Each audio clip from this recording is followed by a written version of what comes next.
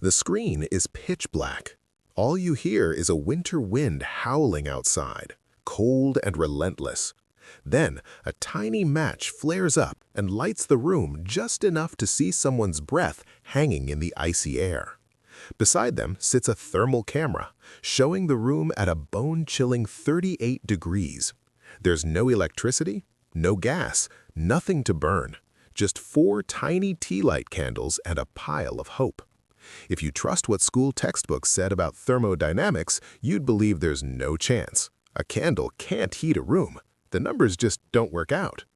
And yet, the person does something curious. They take a simple clay flower pot, flip it upside down, and set it over the candles. Suddenly, the thermal camera flickers. Right where the pot rests, a blast of red and white blooms into view. The temperature rockets up 60 degrees, 75, 85. 20 minutes later, you start sweating under your winter coat. An hour in, the whole room is actually warm. No magic here, no trickery either. What you're watching is a $5 hack that turns clay and candle wax into a radiant heater. People call it a terracotta thermal battery, and it's one of those ideas that make you question everything you thought you knew about energy. For the price of a cheap lunch and a trip to the local hardware store, you can build something that grabs every bit of heat from a handful of candles and spreads it out, quietly and efficiently. No electronics, no bills, no being chained to your utility company. It's not just for doomsday preppers either. During the worst blackouts of World War II, Londoners survived freezing nights in pitch-dark bunkers huddled around these exact clay and candle setups.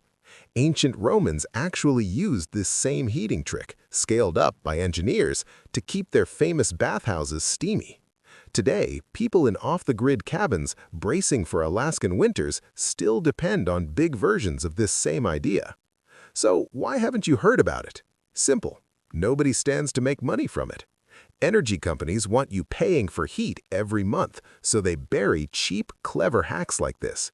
The energy grid is worth trillions, and it depends completely on you needing what they sell. Simple, decentralized solutions aren't just ignored, they're quietly erased. Imagine if everyone started making heat from $5 worth of clay and wax. It's enough to keep some executives up at night. If this all sounds strange, think about how it feels walking barefoot on burning pavement long after sunset. The sun's gone, but the concrete practically sears your skin. That's thermal mass at work. Stone and clay soak up heat and pour it out slowly, hours later, long after the air turns cool. Normally, a candle's warmth just shoots straight up and disappears, but put a terracotta pot over that candle, you change the whole game. The clay traps the heat, getting almost hot enough to cook on, then spills out radiant warmth in every direction. Instead of heated air vanishing near the ceiling, you get a low, glowing sun in the middle of the room, heating anyone and anything nearby.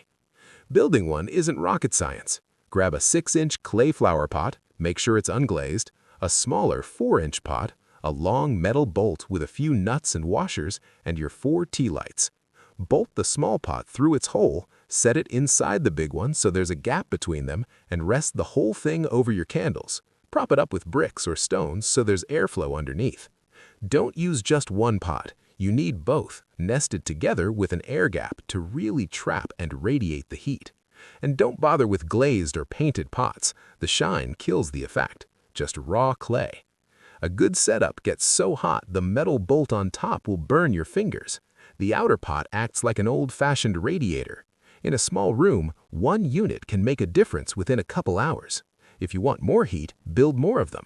3 around a room is enough to keep a small family safe even on the coldest nights. People sometimes worry about carbon monoxide, but tea lights burn cleaner than you think. Crack a window just a hair and you're safe.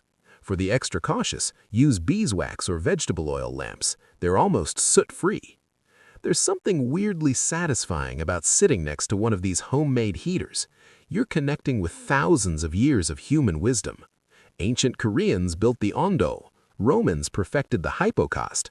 They all learned that while fire burns out quickly, earth remembers heat. By combining those two, our ancestors shrugged off the cold long before electricity ruled the night. If the grid went down tonight, are you ready? We put so much faith in the comfort of modern life, but most of us can't keep ourselves warm without a monthly bill. Build a terracotta heater, and suddenly keeping warm is back in your hands. Simple, reliable, almost forgotten. This is real power. If this changes how you see things, join our community. We're digging up old knowledge and making it new again. Stay warm, stay curious, and keep looking for the truths that keep us free.